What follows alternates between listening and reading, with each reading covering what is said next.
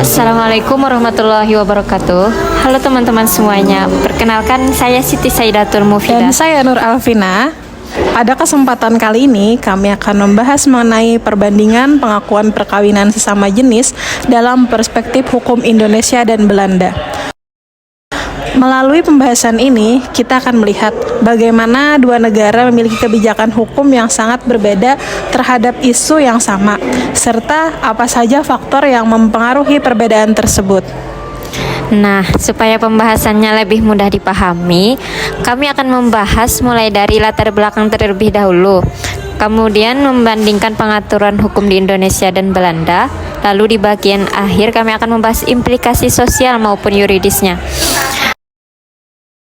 Kalau kita berbicara mengenai perkawinan, mungkin sebagian orang menganggap bahwa perkawinan hanya merupakan hubungan pribadi antara dua orang yang saling mencintai. Padahal, kalau kita melihat dari perspektif hukum, makna perkawinan jauh lebih luas daripada itu. Perkawinan merupakan suatu institusi yang memiliki akibat hukum. Misalnya ketika seseorang menikah, maka akan muncul hak dan kewajiban sebagai suami istri, hak mengenai harta bersama, hak waris, status anak, hingga perlindungan hukum terhadap keluarga. Karena itulah setiap negara mengatur perkawinan secara khusus sesuai dengan nilai yang dianut oleh negaranya. Selain dipengaruhi oleh hukum, aturan mengenai perkawinan juga dipengaruhi oleh budaya, agama, moral, bahkan kondisi sosial masyarakat. Oleh sebab itu, kita sering menemukan adanya perbedaan aturan perkawinan antara satu negara dengan negara lainnya. Salah satu contoh yang saat ini banyak menjadi perhatian dalam hukum keluarga modern adalah mengenai perkawinan sesama jenis. Beberapa negara menganggap bahwa perkawinan sesama jenis merupakan bagian dari hak asasi manusia, sehingga perlu diberikan pengakuan hukum. Namun, di sisi lain, masih banyak negara yang menolak pengakuan tersebut karena dianggap bertentangan dengan nilai agama maupun budaya yang berlaku di masyarakat. Oh, jadi sebenarnya yang diperdebatkan bukan hanya soal boleh atau tidak boleh menikah ya, tetapi juga berkaitan dengan bagaimana suatu negara memandang fungsi perkawinan itu sendiri. Nah, kalau kita melihat lebih jauh, setiap negara memang mempunyai dasar pertimbangan yang berbeda. Ada negara yang lebih mengutamakan perlindungan terhadap hak individu dan prinsip kesetaraan, namun ada juga negara yang lebih mengutamakan nilai agama, moral, serta budaya masyarakatnya. Nah, dua contoh negara yang sangat menarik untuk dibandingkan adalah Indonesia dan Belanda. Kenapa? Karena Belanda merupakan negara pertama di dunia yang melegalkan perkawinan sesama jenis pada tahun 2001. Sedangkan Indonesia hingga sekarang tetap mempertahankan aturan bahwa perkawinan hanya dilakukan antara laki-laki dan perempuan.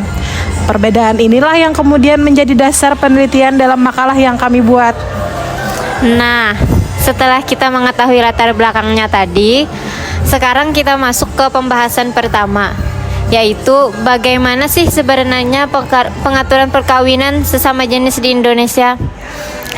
Kalau kita berbicara mengenai Indonesia, dasar hukum perkawinan terdapat dalam Undang-Undang Nomor 1 Tahun 1974 tentang perkawinan yang kemudian diperbarui melalui Undang-Undang Nomor 16 Tahun 2019. Undang-undang inilah yang menjadi dasar utama dalam menentukan apakah suatu perkawinan itu dapat diakui oleh negara atau tidak.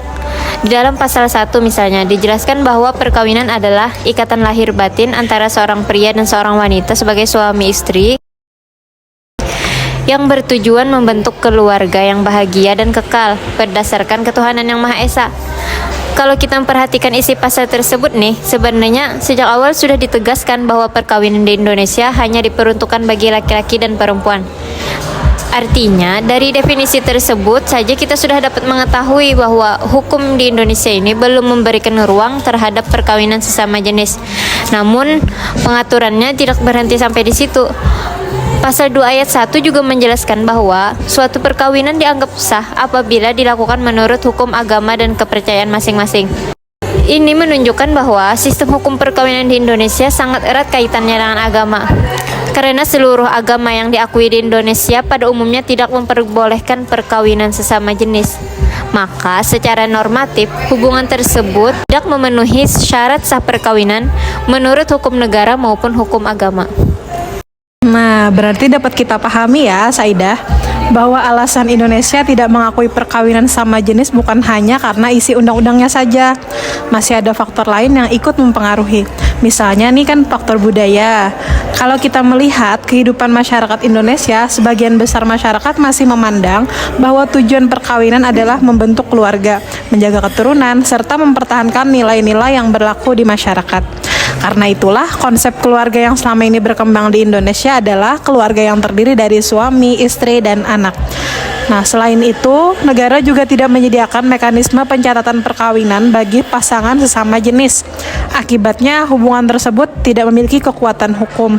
Misalnya, pasangan tersebut tidak memiliki hak sebagai suami istri dalam hal warisan, harta bersama, maupun perlindungan hukum keluarga sebagaimana pasangan yang perkawinannya diakui negara.